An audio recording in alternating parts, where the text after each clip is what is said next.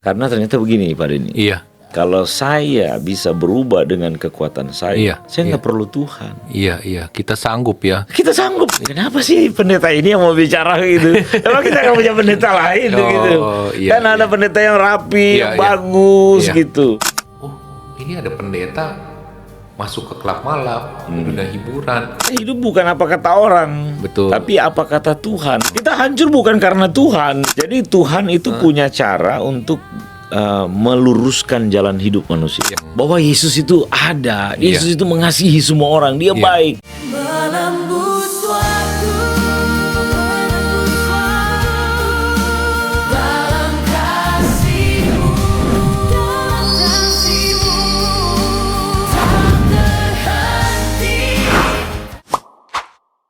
Shalom, selamat berjumpa kembali dengan saya Denny Widya SBC di podcast Menembus Waktu.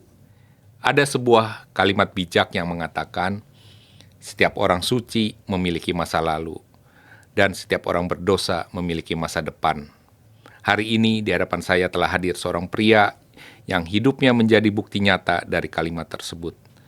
Pernah berada di lingkaran hitam, namun sebuah lagu yang membawa hidupnya berubah. Beliau tidak hanya keluar dari kegelapan, tapi beliau justru masuk ke tempat-tempat gelap itu, bukan sebagai pelaku, melainkan sebagai pembawa terang. Dari hingar-bingar klub malam hingga sunyinya hutan pedalaman, beliau menceritakan tentang satu hal, kasih yang tidak pernah terlambat. Saya perkenalkan tamu saya pada hari ini, Bapak Pendeta Michael Ponelo. Terima kasih Pak Pendeta Michael sudah hadir di podcast Menembus Waktu. Sama-sama Pak Denny. Iya, luar biasa Pak, perjalanan hidup Bapak nih. Nah, kalau saya dengarkan ya, saya baca-baca, wah Pak Pendeta yang luar biasa Pak. Bapak dari seorang yang masa lalu yang begitu keras ya Pak ya. Masa-masa bagaimana Bapak hidup dalam dunia yang keras, dan sekarang Bapak sudah menjadi seorang hamba Tuhan. Ceritanya bagaimana tuh Pak? Bisa sampai ke titik ini Pak, menjadi seorang hamba Tuhan dari dunia yang begitu keras dan gelapnya. Iya, baik Pak Denny. Nah, jadi saya itu ada karena anugerah Tuhan. Iya Pak.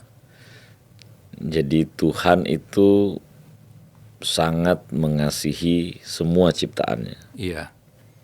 Jadi Tuhan itu baik buat semua orang. Iya.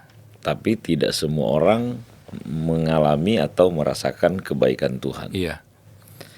Jadi dulu saya itu tidak pernah berkata Tuhan baik.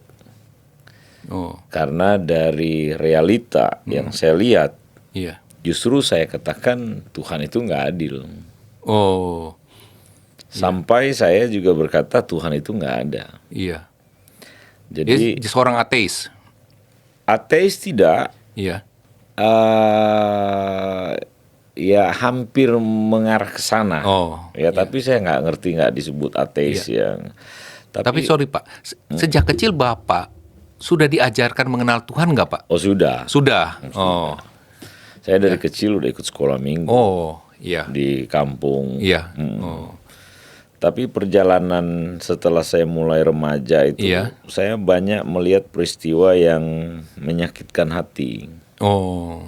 Di mana papa dan mama bercerai, papa menikah dan menikah lagi, mama juga nggak mau kalah. Iya. Jadi lalu saya hidup dibesarkan oleh oma dan opa. Dan oma dan opa ini kan mereka sibuk dengan kerja. Jadi opa saya petani. Oma saya itu jual beras di pasar. Iya. Jadi kita sering di rumah sendiri gitu, pulang sekolah dan sebagainya. Iya. Lalu mama itu merantau dan mama kerja malam. Oh, Bapak nih asalnya dari Manado. Manado ya. Iya. Saya di Sulawesi Utara, Paso Baru. Iya. Jadi mama ke Jakarta kerja malam, membiayailah kami di Manado. Nah, kami bertumbuh dari remaja dan saya itu banyak hal yang membuat hati saya luka itu ketika di kampung itu kan orang-orang itu suka ceritain orang begitu. Oh. Nah, mama saya kan ke Jakarta kan kerja malam. Iya, iya. Jadi kalau dia pulang, ya banyak cerita-cerita yang nggak bagus. Mama saya juga seorang pemabuk berat gitu. Jadi dia kalau pulang minum narkoba, dia bahkan dari Jakarta kan udah narkoba gitu. Jadi orang kampung tahu. Jadi ceritanya miring begitu. Iya. Karena udah lama pisah dengan papa. Lalu saya juga ke Jakarta sama mama pakai narkoba itu, saya masih SD itu saya yang pergi beli kalau dia mau pakai narkoba. Oh, begitu. Jadi dia suruh saya beli, saya beli, dia yang pakai. Itu waktu itu masih SD, kelas 5 SD. Di Jakarta, kita tinggal dulu di Roxy di Gang Subur. Oh, iya. Saya di sekolah itu pernah berantem, itu orang saya pukul sampai berdarah-darah itu. Iya. Gara-gara satu kelas itu mereka bilang, mereka jelekin saya dan bilang bahwa mama saya itu perek. Saya nggak terima. Iya. Ya walaupun mama saya kerja malam, tapi kalau dibilang begitu saya nggak terima. Orangnya saya pukul itu. Iya. Nah, kehidupan seperti itulah yang saya lihat, dan kita kan tidak merasakan kasih sayang seorang ayah. Iya.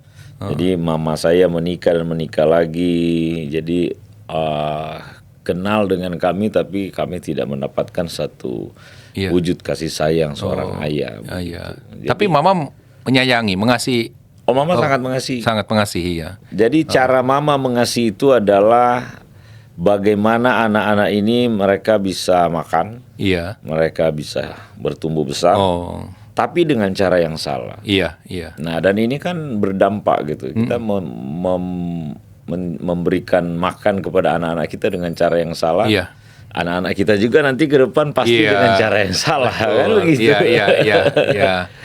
Jadi mama saya ini dia kerja malam untuk kebaikan kita, tapi dalam pemikiran kita justru mama ini mempermalukan.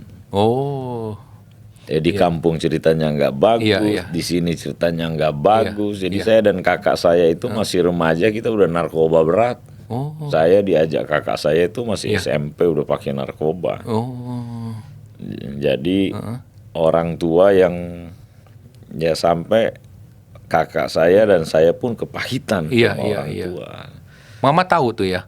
Mau tahu? Tahu ya.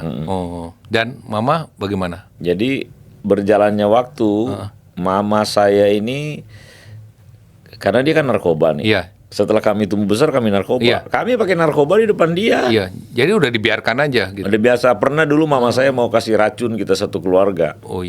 Anak-anak semua.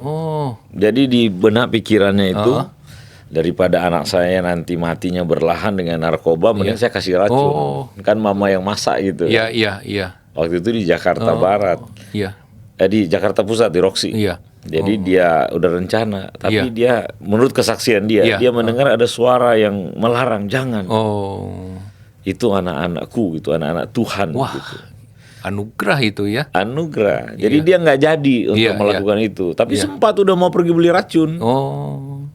Kalau nggak kita udah nggak ada. Saya, kakak saya, adik saya, kita narkoba semua. Satu rumah pakai narkoba. Berarti Tuhan sayang waktu itu. Maksudnya Tuhan menyatakan jadi itu kan. Jadi begini, Tuhan itu baik semua orang, tapi manusia tidak mengerti. Nah, saya nggak ngerti dalam perjalanan hidup saya itu, saya bilang Tuhan itu jahat, sampai saya bilang Tuhan itu nggak adil, lalu sampai kepada titik Tuhan itu nggak ada. Apalagi kita lihat keluarga kita model begini. Sampai saya pernah maki-maki Tuhan, undang Tuhan berantem. Tapi Tuhan itu kan baik. Kalau dia jahat ya, saya undang dia berantem. Saya itu kalau mau dibunuh Tuhan itu saya hanya seperti kutu di hadapannya, cuma digencet aja mati. Tapi Tuhan itu baik. Dia nggak ladenin saya. Dan dia tahu saya belum mengerti tentang dia. Tapi dia memiliki rancangan yang indah untuk saya gitu. Dan saya mengalami, Nah, kemudian waktu itu SMP sudah menggunakan narkoba. Selanjutnya apakah lebih parah? Lebih parah. Saya jadi buronan 7 kali. Dalam kasus, banyak kasus. Macam-macam itu. Tapi narkoba terus berantem. tikam orang, masuk penjara sekali. Iya, iya. Nah, di titik mana Pak Pendeta Michael mengalami benar-benar jamahan Tuhan? Jadi saya itu hidup itu hanya menjalani saja. Iya. Hanya menjalani kehidupan dan menikmati apa yang bisa saya dapat di dunia kejahatan. Iya. Tapi kan nggak ada damai sejahtera di sana. Jadi menggunakan narkoba itu hidup dalam kejahatan hanya awal saja. Iya. Tapi lama-lama semuanya hampa. Gitu. Tidak ada ketenangan. Iya. Tidak ada sesuatu hal yang, jadi selalu ada ruang kosong di dalam diri yang nggak bisa diisi dengan apapun. Bapak merasakan itu ya? Iya. Jadi merasakan hidup dengan penuh ketakutan. Walaupun kita di depan orang berani sekali, kan? Mau mati juga kita nggak takut begitu. Tapi kita itu punya ketakutan di sisi dalam diri kita. Kita itu punya kekosongan, kehampaan. Dan nggak bisa diisi dengan narkoba, nggak bisa diisi dengan kenikmatan dunia. Mau minum, mau seks bebas, apapun itu nggak bisa. Sehingga bosan dengan semuanya. Itu. Jadi narkoba bikin kita paranoid. Segala kejahatan bikin kita penuh dengan ketakutan, kekosongan. Tapi mau berubah nggak bisa, kayak gimana caranya? Sudah terikat gitu terikat. ya. Iya. Tapi satu hal begini, kalau kita punya kerinduan kecil untuk mau berubah, ingat bahwa Tuhan punya kerinduan itu besar sekali. Kalau saya gambarkan, mungkin ada lubang kecil yang kita buat itu, Tuhan akan menerobos itu untuk masuk dan memulihkan kita. Nah, Pak Pendeta, ada kerinduan kecil itu? Ada. Ada ya. Jadi di dalam perjalanan begitu kan, apakah Tuhan ada, kan begitu? Iya. Dari yang bilang Tuhan jahat, dari yang bilang Tuhan nggak ada, yang awalnya bilang Tuhan ada karena kita sekolah minggu kan. Iya. Nah lalu mulai dengan kehidupan kayaknya Tuhan nggak ada. Tapi di dalam kehampaan, kehancuran mulai berpikir, kira-kira Tuhan ada nggak ya? Gitu. Sampai dalam satu waktu saya berdoa sama Tuhan. Iya. Itu dalam keadaan yang hancur sekali, nggak ada, hidup itu hampa sekali. Saya berdoa sama Tuhan, kalau Engkau ada, gitu, Engkau mampu mengubahkan hidup seseorang. Itu yang ruang kecil itu ya. Bukankah Tuhan itu berkuasa? Betul. Begitu? Tentukan saya dong di jalan yang benar. Bawa saya bilang. Karena saya hidup ini narkoba setengah mati, hidup dalam segala kejahatan itu hampa. Bagaimana saya bisa mendapatkan jalan keluar? Tolong dong saya Tuhan, kalau Tuhan ada kan? Iya. Nah, akhirnya apa jawaban Tuhan? Saya itu merasa kayak ada yang peluk saya. Dalam doa itu. Jadi gini, saya itu waktu mau coba berubah, ternyata saya simpulkan manusia itu nggak bisa berubah. Manusia tidak bisa berubah. Dalam pengalaman saya. Iya. Saya itu bagaikan orang yang ada di dalam lumpur. Semakin saya mau keluar, semakin saya masuk dalam. Saya bilang, Tuhan, saya nggak mau pakai narkoba, saya mau hidup baik. Nggak pernah jadi baik, nggak pernah berhenti saya narkoba. Sampai di satu titik itu yang saya doa ini, saya ingat itu ada kalimat begini, Tuhan, aku serahkan hidupku kepadamu. Kalau Engkau berkuasa begitu, ini hidupku gitu, ubahkan saya, bawa saya kepada jalanmu. Jadi saya mencoba mau berubah dengan kekuatan saya nggak bisa. Titik awal perubahan itu adalah ketika saya bilang, Tuhan, ini hidupku. Karena ternyata begini Pak Denny. Kalau saya bisa berubah dengan kekuatan saya nggak perlu Tuhan. Iya. Kita sanggup ya. Kita sanggup. Loh, kalau saya bisa berubah dengan kekuatan saya, untuk apa Tuhan Yesus? Iya, betul. Tapi saya nggak bisa. Dan ketika saya bilang ini aku Tuhan, nah di situ dia intervensi. Di situ dia campur tangan. Iya. Karena saya bilang, Tuhan, aku nggak bisa nih. Semua saya coba nggak bisa ini. Iya. Ini capek begini, mau gila juga ini. Iya. Tapi ketika saya bilang ini hidupku, itulah Tuhan. Itu yang saya bilang, saya merasakan seperti ada yang peluk. Iya. Tuhan, ini hidupku. Terus apa yang Pak Pendeta rasakan ketika itu? Saya merasakan satu kedamaian. Iya.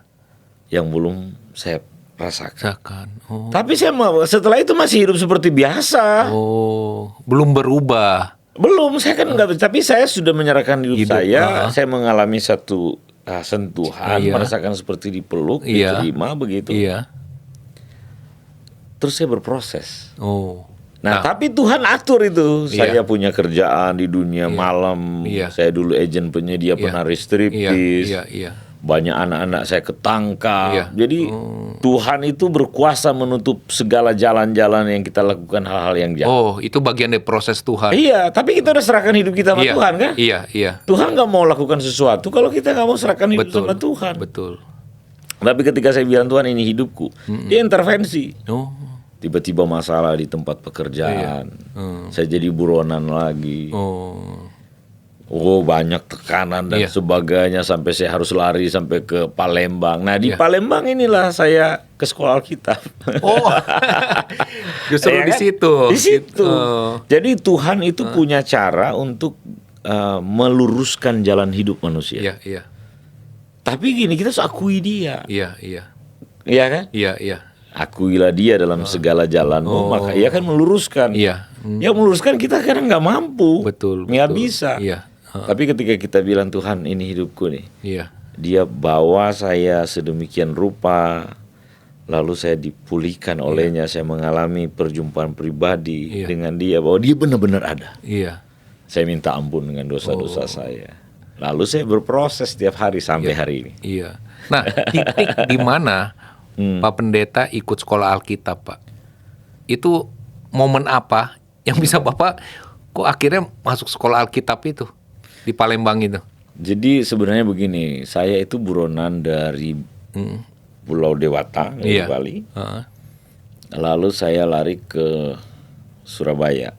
Nah, di Surabaya ini saya mulai lagi dengan kehidupan yang jahat saya. Di situ saya dapat penglihatan, Pak. Jadi saya dalam posisi mau tidur sebenarnya. Jadi saya mau tidur, tapi saya belum tidur. Tapi saya melihat tuh seperti terbuka. Iya. Kan saya waktu itu tempat tinggal saya itu saya di lantai bawah gitu. Itu ada 4 lantai atau 5 lantai. Itu kayak tembus sampai ke awan. Lalu saya melihat malaikat itu pegang trompet. Bapak melihat penglihatan. Nah, dalam pemikiran saya itu yang muncul, kalau trompet itu ditiup saya mati. Jadi saya mengalami satu ketakutan yang luar biasa. Ya memang saya narkoba, entah orang bilang kayak itu paranoid atau apapun itu, tapi itu pengalaman saya. Iya. Bapak ketakutan, takut mati waktu itu. Iya, dalam pemikiran saya itu kalau itu ditiup, saya selesai. Iya. Jadi ketika saya lihat itu, saya duduk. Saya bilang, Tuhan, aku mau berubah. Itu pun masih dengan pacar saya, masih kumpul kebo gitu dan masih buronan. Iya. Nah, dari situ saya pergi ke Palembang. Nah, itu. Saya pergi ke Palembang, lalu akhirnya Tuhan tuntun saya untuk ke sekolah Alkitab. Begitu ceritanya. Iya. Jadi masuklah sekolah Alkitab. Masuk ke sekolah Alkitab. Nah, setelah masuk sekolah Alkitab, ada perubahan nggak? Di sekolah Alkitab itu saya nangis terus. Setiap kali ibadah saya nangis. Karena apa? Menyesalikah atau aku juga nggak tahu gitu. Ini kebaikan Tuhan. Saya tuh banyak sekali mendapat penglihatan itu. Jadi saya tuh dikasih satu. Jadi saya waktu lagi penyembahan kan di sekolah Alkitab tuh berdoa, menyembah, baca Alkitab gitu ya. Ini baru hari pertama. Itu pun saya sebagai siswa percobaan. Karena saya datang di sekolah kitab sudah mulai dulu. Jadi mau dilihat kalau saya benar-benar mau dilihat, diawasi, aku akan masuk sebagai siswa. Jadi belum. Belum. Tapi saya ikut ibadah, saya ikut sesi, saya belajar. Saya menangis terus. Lalu saya itu dapat satu penglihatan itu. Perjalanan hidup. Itu kayak diputar kayak film begitu. Masa lalu. Iya. Jadi gini, di masa lalu itu ketika saya di narkoba, terus saya pernah overdosis, terus pernah berantem, saling tikam, berantem begitu. Di dalam kehidupan kejahatan itu Tuhan itu ada di samping saya. Jadi saya melihat itu di dalam perjalanan hidup saya itu Tuhan itu selalu menyertai. Iya. Tapi dia nggak di dalam. Iya, di luar. Di luar. Iya. Jadi dia menyertai saya. Iya. Saya tidak tahu apakah ini doa orang tua, opa, oma, nggak mengerti saya. Tapi saya mendapat penglihatan itu Tuhan ada. Di tengah saya sedang berkata saya sedang sendiri. Di tengah saya berkata Tuhan nggak ada. Di tengah saya berkata bahwa nggak ada yang peduli dengan saya. Ternyata Tuhan itu ada. Dan dia nggak pernah tinggalin. Sampai ketika saya serahkan hidup saya, lalu saya mulai proses sekolah Alkitab, saya dipenuhkan oleh Roh Kudus. Tuhan di dalam saya. Mengalami perubahan. Tuhan di luar menjadi Tuhan di dalam. Tuhan di dalam. Tuhan itu menyertai kita bukan di samping kanan kiri. Mungkin pada waktu kita belum mengundang dia masuk, belum menyerahkan hidup sepenuhnya, dia nggak di dalam kita. Tapi penyertaannya ada. Iya, betul. Nah, kemudian setelah Pak Pendeta selesai sekolah Alkitab, mulai terjun ke pelayanan-kah atau belum? Saya itu waktu selesai sekolah Alkitab, pikir saya itu hanya yang penting saya mau belajar tentang Tuhan. Saya udah ngalamin damai, nggak pernah berpikir saya jadi pendeta. Nah, setelah selesai dari sekolah Alkitab itu, saya menikah, Pak. Saya ketemu istri saya itu di sekolah Alkitab. Gitu. Dia waktu itu pembantu staf sekolah Alkitab. Tapi istri tahu ya? Tahu. Masa lalu? Tahu. Dia ngomong saya begini, kalau Tuhan saja terima kamu, masa saya nggak terima. Mana gitu ya. Nah, jadi nikah dalam pemikiran saya itu adalah saya mau pelayanan. Mau menjangkau orang-orang narkoba. Mau menjangkau orang-orang yang di penjara, di jalanan. Dan setelah saya selesai dari sekolah Alkitab itu, saya mulai pelayanan. Walaupun saya harus ada di mana saya harus, kan saya kan pernah jadi buronan, jadi diselesaikan. Tuhan itu begini, kalau Tuhan berkenan dengan jalan hidup seseorang, musuh pun diperdamaikan. Jadi musuh saja diperdamaikan. Jadi bagaimana saya selesai semua, akhirnya saya diambil oleh Bareskrim waktu itu untuk memberikan penyuluhan bahaya penyalahgunaan narkoba. Waktu itu Direktorat Mabes Polri. Dulu yang jadi buronan, sekarang malah jadi partner ya. Jadi partner, bukan spion, bukan, tapi saya memberikan edukasi. Di penjara. Kita ada satu organisasi. Waktu itu di Rempatnya itu Pak Armando Pari, udah Brigjen waktu itu. Bintang BNN ya. Waktu itu. Lalu dia ke BNN. Ke BNN. Nah, kemudian kan dulu Pak Pendeta mengalami masa-masa gelap itu, menggunakan narkoba dan lain-lain. Itu pulih tuh. Maksudnya keinginan untuk melakukan itu kembali udah nggak ada. Pulih ya. Tuhan pulihkan benar-benar. Saya itu berhenti rokok. Langsung stop gitu. Berhenti narkoba itu, stopnya itu di pintu gerbang sekolah Alkitab. Begitu mau masuk? Begitu mau masuk baru saya buang itu rokok. Dan sampai hari ini saya tidak merokok. Luar biasa ya. Untuk narkoba sampai hari ini saya nggak pakai narkoba. Luar biasa. Setelah dari sekolah Alkitab itu. Nah, kemudian sekarang pelayanan Pak Pendeta apa aja, Pak? Sekarang? Iya. Jadi ketika saya mulai pelayanan ke anak-anak jalanan, anak-anak dunia malam, preman-preman. Masuk ke sana ya langsung. Masuk. Saya masuk ke lapangan, saya ketemu, bahkan saya banyak temen dong berarti yang dulu bekas. Saya cari semua itu. Cari semua. Bahkan saya pernah pergi kunjungi teman saya dikasih narkoba di depan saya, diajak mau pakai narkoba. Tapi saya nggak mau.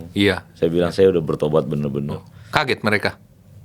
Awal ada mereka, udahlah, you nggak usah, jangan sombong lah. Tapi saya bilang nggak, sorry, saya nggak bisa lagi. Saya datang mau mendoakan kalian. Jadi saya kunjungi langsung mereka yang ada di penjara, yang ada di luar, yang saya banyak yang saya kunjungi, terus bikin persekutuan anak-anak dunia malam, preman-preman.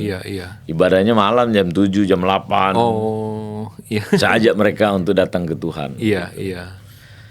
Nah, Bapak kan masuk juga ke dunia malam. Jadi Bapak mengunjungi gitu. ke tempat-tempat hiburan jadi itu? Saya kan dulu hidup di dunia kejahatan itu, saya punya teman itu bos-bos yang punya diskotik, Iya. punya klub malam. Iya. Jadi saya ya ketemu bos-bosnya di malamnya di klub malam. Iya, iya. Oh. Ya, tapi saya sebagai seorang yang diubahkan Tuhan, Iya. saya tidak menghakimi mereka, tapi saya menceritakan kebaikan Tuhan. Oh. Sampai pada akhirnya kita bikin ibadah di klub malam. Oh, diizinkan. Dikasih tempat, kita pakai tempatnya. Iya. Sampai hari ini ada. Oh, luar biasa. Dan yang ikut LC, preman-preman. Jadi kita bikin satu komunitas. Iya, iya. Ada juga komunitas happy community. Happy community ini orang yang suka happy di dunia malam, suka happy dengan narkoba, dengan ya happy di dunia lah. Iya, iya. Sekarang dia happy dalam Tuhan. Happy itu singkatan dari hidup aku punya Papi Yesus. Oh, happy itu. Terus ada Anchor Ministry. Anchor ini singkatan dari anak kerajaan. Oh, bukan bir ya. Bukan. Anchor. Jadi singkatan dari anak kerajaan. Iya. Jadi orang yang dulunya bukan anak bukan masuk kepada kerajaan Tuhan, sekarang ke kerajaan Tuhan. Dan kita melayani sampai hari ini juga di klub malam, ya, dan ya seperti itu. Juga saya di gereja juga mengembalakan juga. Oh, nah Pak, bagaimana orang-orang yang melihat bahwa oh ini ada pendeta masuk ke klub malam, ke dunia hiburan gitu loh. Ada nggak yang menjudge Bapak atau menghakimi Bapak gitu loh Pak? Oh, ada. Jadi saya ini kan ada di salah satu organisasi gereja. Iya. Lalu saya juga menjabat di organisasi gereja. Jadi penampilan saya seperti ini saja sudah dikomplain orang. Oh. Tapi kan dengan kebijakan dari pemimpin kita, dia berkata bahwa kan saya kan gondrong, bertato. Dia itu pelayanannya khusus. Iya, iya. Jadi nggak apa-apa. Iya. Yang penting dia kan diawasi dan dia pengajarannya benar dan dia hidupnya juga menjangkau jiwa. Iya. Nggak apa-apa. Oh.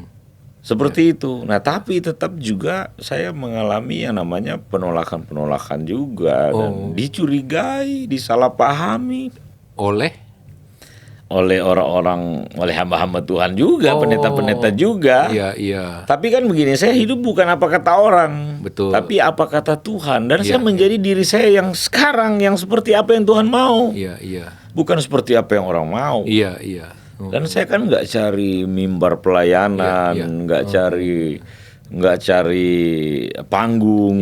Saya hanya melayani, tapi saya juga diundang di KKR besar juga. Tapi waktu diundang ada yang bilang, kenapa sih pendeta ini yang mau bicara gitu? Emang kita nggak punya pendeta lain gitu? Kan ada pendeta yang rapi, yang bagus gitu.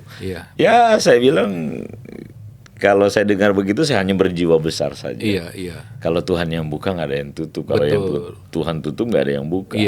Saya ke klub malam. Betul. Ya karena kan kita ibadah aja di klub malam juga ada. Gitu. Dan nggak banyak, mungkin nggak ada hamba-hamba Tuhan lain yang mau melayani di sana kan? Dan saya selalu bilang begini Pak Denny, Tuhan Yesus itu, ya dia berteman dengan pelacur. Iya. Ya, betul. Dia mengasihi pelacur. Untuk pelacur ini berubah. Betul. Dia berteman dengan orang berdosa. Saya itu temannya itu banyak orang berdosa. Orang-orang yang masih di dunia gelap itu teman saya. Dan saya mengasihi mereka. Wah, luar biasa. Iya, walaupun saya kadang wah ini pendeta nggak bener ini. Masa mau pendeta model begini, masa pendeta ke klub. Saya tidak menganjurkan orang ke klub kan. Tapi saya pergi ke klub itu pun saya menjangkau jiwa, melayani. Banyak orang-orang yang Kristen kerja malam kok. Gitu. Mereka bisa ke gereja hari Minggu, tapi mereka cari gereja yang nggak akan tanya, yuk kerja di mana, tinggal di mana, begitu. Jadi kita bangun satu komunitas. Nah, sekarang apa Pak yang sudah mereka, Bapak kan udah bentuk komunitas segala, tentu ada perubahan dari hidup mereka. Apa yang mereka alami setelah itu Pak? Jadi yang kami layani itu yang preman-preman, yang dari penjara atau anak-anak dunia malam, itu sebagian besar sudah jadi penginjil. Wah, luar biasa. yang tinggal di rumah. Jadi saya itu ada juga Yayasan Lumbung Kasih itu dengan saudara kita Pak Alvin itu. Kita menampung orang-orang anak-anak dunia malam. Dulu pernah kita bikin kue, jual kue, jadi beralih itu. Terus bagaimana mereka diubahkan dan mereka menjadi hamba Tuhan. Jadi kalau lihat itu di TikTok itu ada PSK bertobat, pengikutnya ada ribuan, ratusan ribu orang. Ya, itu dulu pernah tinggal di rumah. Oh, hasil binaan dari Pak Pendeta ya? Dia pernah tinggal di rumah. Dan ya Tuhan yang mengubahkan setiap mereka. Yang udah jadi gembala banyak. Yang dari penjahat yang saya datang masih pakai narkoba di depan saya. Jadi penginjil. Luar biasa. Jadi gembala, ada yang di pedalaman, ada yang udah bangun gereja. Dari buah-buah pelayanan itu. Tapi yang mengubah mereka Tuhan. Tapi kita ini alat Tuhan kan. Betul. Kalau nggak ada yang datang, jadi kita itu pendeta dalam pemikiran saya itu begini. Kita nggak bisa hanya nunggu bola. Kita jemput bola. Tuhan Yesus mencari dan menyelamatkan yang hilang. Lalu Tuhan itu datang untuk orang berdosa, bukan untuk orang benar. Saya itu kurang tertarik kalau mau melayani orang yang sudah benar, apalagi udah rajin gereja. Tapi kalau dia belum rajin gereja, itu tantangan yang gitu. Seru ya untuk kita melayani, berteman dengan mereka, mau apapun kepercayaan mereka. Orang yang nggak percaya saya jadi saksi gitu. Nah Pak, Bapak kan melayani juga di anak-anak jalanan ya Pak ya? Iya. Nah, apa Pak pelayanannya yang Bapak lakukan ini? Jadi di anak-anak jalanan itu ada yang di pinggir rel kereta. Jadi kita itu yang terutama itu bersaksi. Lalu kita juga bikin les anak-anak. Berikan les ya. Ada les anak-anak itu di beberapa titik di pinggiran Jakarta. Jadi kita bikin les seminggu sekali. Gitu untuk anak-anak di situ. Jadi kita layani anak-anak ini. Kalau udah layani anak-anak, orang tuanya juga pasti. Ya begitu. Jadi kita edukasi mereka. Luar biasa Pak pelayanannya. Nah, mimpi Bapak, visi Bapak ke depan mau seperti apa Pak? Visi saya ke depan. Saya hanya rindu banyak orang diselamatkan. Jadi waktu itu kan terus berjalan. Saya juga nggak tahu saya umurnya sampai berapa. Saya minta umur panjang. Tapi waktu itu terus berjalan. Saya punya pandangan begini, ladang itu bukan lagi menguning, tuayan itu bukan menguning, tapi sudah mulai membusuk. Jadi bagaimana jangan sampai tuayan itu membusuk kita belum menuai mereka. Lalu jangan sampai tuayan itu dicuri. Jadi bagaimana kita untuk terus maksimal sebagai penuai. Karena kan kita sebagai pekerja Kristus. Jadi saya punya visi adalah semakin banyak jiwa-jiwa yang datang sama Tuhan.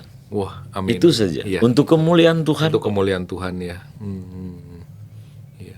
Nah, kemudian Bapak kan suka pelayanan ke daerah-daerah juga ya Pak ya. Nah, bagi Bapak bagaimana, apakah berbeda pelayanan ke daerah atau pelayanan kepada orang-orang yang dalam dunia gelap ini Pak, dunia hiburan apa Pak? Ada perbedaan nggak Pak dalam melayani mereka? Jadi saya punya pelayanan itu ada dua bagian. Yang pertama itu pencegahan. Pencegahan itu kita lakukan di gereja-gereja. Dari sekolah minggu, remaja, pemuda, pemudi begitu kan? Jadi begini, jangan sampai mereka hancur seperti saya dahulu. Jangan sampai mereka menyalahkan Tuhan dalam hidup mereka dan mereka hidup jauh dengan Tuhan. Jadi mereka diberikan pengertian dalam perjalanan hidup mereka, jangan pernah tinggalkan Tuhan. Tuhan itu ada dan jangan pakai narkoba, jangan hidup hancur. Itu namanya pencegahan. Pencegahan ini di gereja, pencegahan ini di sekolah-sekolah. Pencegahan ini di komunitas-komunitas yang belum ada mereka terlibat dalam kehancuran. Itu pencegahan. Itu KKR di daerah-daerah kan Bapak itu sudah. Itu ya. Jadi lalu yang kedua kan pertama pencegahan, yang kedua penjangkauan. Penjangkauan ini pelayanan ke penjara. Kita pelayanan sampai di Nusa Kambangan. Nusa Kambangan, teman-teman semua banyak sekali teman saya kalau sana banyak kenal. Di setiap penjara tahu gitu. Jadi penjangkauan itu di diskotik. Penjangkauan itu di jalanan orang-orang yang sudah hidup hancur. Iya, iya. Dan penjangkauan juga di daerah-daerah juga ketika kita buat kebaktian kebangunan rohani di lapangan, di jalanan. Iya. Itu artinya mereka itu sedang mendengar kabar baik. Bahwa Yesus itu ada, Yesus itu mengasihi semua orang, dia baik. Jadi jangan salah paham tentang dia gitu. Kita hancur bukan karena Tuhan begitu kan? Tapi konsekuensi dari dosa Adam. Kita mengalami penderitaan sekarang, tapi Yesus solusi kan gitu. Jadi itu akan sangat berdampak sekali. Jadi kita pelayanan itu saya belajar juga begini Pak Denny. Melayani tidak melayani sesuai jadwal. Saya ada jadwal pelayanan gereja, besok juga saya ada pelayanan gereja. Yang udah terjadwal. Terjadwal. Jadi kalau nggak ada jadwal, saya berpikir dong. Apa yang saya mau buat? Saya berdoa, Tuhan siapa yang perlu saya kunjungi? Siapa yang mau saya hubungi? Siapa yang mau saya ajak ketemu? Kan Tuhan bilang kita itu harus memultiplikasikan. Kita harus melampaui. Bukan hanya hidup di bawah rata-rata terus. Jadi jadi kalau kita hanya pelayanan sesuai jadwal, terus kejar setoran misalnya, kita mungkin ada kebutuhan, keperluan, kita nanti keliru. Betul. Tapi gimana kita mau Tuhan hidup kok? Jadi kita layani saja jiwa-jiwa, bawa ke Tuhan. Mereka itu ketika mengalami Tuhan itu sukacita buat Tuhan, dan saya senang sekali. Kita kalau melayani lihat orang yang awalnya nakal, terus dia mulai yang awalnya sombong sekali atau bagaimana dengan membanggakan diri lalu dia mulai membanggakan Tuhan. Kemuliaan buat Tuhan. Luar biasa, Pak. Pak Pendeta. Apa pesan-pesan yang ingin Pak Pendeta sampaikan pada penonton nih Pak ya, yang saat ini mungkin mereka sedang menghadapi persoalan yang seperti Pak Pendeta alami dulu lah. Mereka ada di dunia malam, mereka ada di dunia hiburan, mereka pengguna narkoba. Mereka ingin lepas, tapi saat ini kok mereka merasa nggak berdaya untuk lepas. Apa yang ingin Pak Pendeta sampaikan buat mereka, Pak? Silakan, Pak. Saya mau katakan begini, bahwa dalam keadaan apapun hidupmu, jangan pernah menyerah. Karena Tuhan nggak pernah menyerah untuk tolong saudara. Dalam keadaan apapun hidupmu, jangan pernah berhenti. Karena Tuhan gak pernah berhenti untuk tolong saudara. Jangan pernah mundur apalagi. Tuhan gak pernah mundur. Artinya begini, tetap menjalani kehidupan, percaya sama Tuhan Yesus. Karena Tuhan akan bawa kita kepada rancangannya, kita pasti jadi berkat. Jadi yang kita alami hal yang buruk itu gak akan selamanya seperti itu. Tuhan akan bawa kita kepada satu perubahan. Untuk kita menjadi berkat. Jadi saya mau katakan jangan pernah menyerah, karena Tuhan gak menyerah menebus dosa kita. Itu kepada setiap pemirsa yang menyaksikan tayangan ini. Juga saya mau sampaikan juga bagi hamba-hamba Tuhan, pelayan-pelayan Tuhan, yuk kita maksimal. Waktu semakin singkat. Tuhan tidak lama lagi datang. Jangkau jiwa sebanyak-banyaknya untuk kemuliaan Tuhan. Sambil mengawasi diri, mengawasi ajaran. Untuk kemuliaan Tuhan. Wah, luar biasa, Pak. Pertanyaan terakhir nih, Pak Pendeta. Adakah ayat favorit dari Pak Pendeta? Saya ayat favorit banyak, Pak. Tapi satu ayat satu saja. Ibrani 13 ayat 5. Saya bacakan ya, Pak ya. Ibrani 13 ayat 5. Janganlah kamu menjadi hamba uang, dan cukupkanlah dirimu dengan apa yang ada padamu, karena Allah telah berfirman, Aku sekali-kali tidak akan membiarkan engkau, dan aku sekali-kali tidak akan meninggalkan engkau. Itu janji Tuhan. Janji Tuhan ya. Karena saya pelayanan itu, saya nggak pernah berpikir soal, dan saya nggak khawatir. Tapi Tuhan nggak pernah biarkan saya sampai luar biasa. Luar biasa, Pak. Tuhan Yesus baik. Tuhan Yesus memang baik. Pak, sebelum kita akhiri, mohon kesediaan Pak Pendeta untuk berdoa, Pak, buat para penonton yang menghadapi banyak persoalan pergumulan dalam hidup mereka. Baik. Oke, kita berdoa. Bapa di sorga, kami bersyukur kesempatan yang indah ini. Tidak kebetulan setiap orang-orang yang boleh menyaksikan tayangan ini. Tuhan sanggup memulihkan engkau. Tuhan sanggup menolong engkau. Siapapun engkau yang menyaksikan tayangan ini, Tuhan sudah mati bagimu. Siapapun engkau yang menyaksikan tayangan ini, Tuhan sudah bangkit bagimu. Dia juru selamat. Tuhan itu mau engkau percaya. Percaya kepada Dia. Yesus adalah Tuhan, juru selamat semua manusia. Dosamu diampuni olehnya, dan engkau akan jadi berkat. Tuhan mengasihi engkau. Kalau engkau dalam pergumulan, Tuhan itu berkata, marilah kepadaku yang letih lesu dan berbeban berat. Aku akan memberikan kelegaan. Tuhan memberikan kelegaan kepadamu. Tuhan menyembuhkan yang sakit. Tuhan melepaskan yang terikat. Tuhan ada menolong engkau sekarang ini. Dalam nama Yesus, berkati kami Tuhan, berkati Pak Denny, berkati podcast ini. Untuk kemuliaan namamu, biarlah engkau ditinggikan. Biarlah banyak orang datang kepadamu. Kami bersyukur, di dalam nama Yesus Kristus Tuhan kami berdoa. Amin. Amin. Terima kasih. Sama-sama, Pak. Tuhan berkati. Tuhan berkati. Luar biasa. Sahabat Menembus Waktu, kita sudah mendengar percakapan dengan Pak Pendeta Michael Ponelo yang luar biasa. Bagaimana Tuhan memulihkan Pak Pendeta Michael sehingga menjadi hamba Tuhan dari dunia gelap menjadi seorang hamba Tuhan. Luar biasa tangan Tuhan bekerja dalam kehidupan Pak Pendeta. Terima kasih sekali lagi Pak Pendeta. Sama-sama Pak Denny. Sama-sama, Tuhan berkati. Tuhan berkati. Para sahabat Menembus Waktu, saya Denny Widya CBC pamit undur diri. Sampai berjumpa di episode yang mendatang. Tuhan Yesus memberkati. Shalom. Halo para sahabat Menembus Waktu dan para penonton dimanapun berada. Di sini ada satu contoh bunga dari Love and Lily. Apabila kalian suka atau kalian ingin memiliki atau mengirim karangan bunga kepada siapapun, kepada perusahaan-perusahaan atau siapapun itu yang baru membuka kantor atau siapapun, kami dari Love and Lily menyediakan. Silakan hubungi nomor di bawah ini dan juga bisa pesan di online shop di Tokped dan Shopee. Di outletnya ada di Garing Serpong dan di Cengkareng.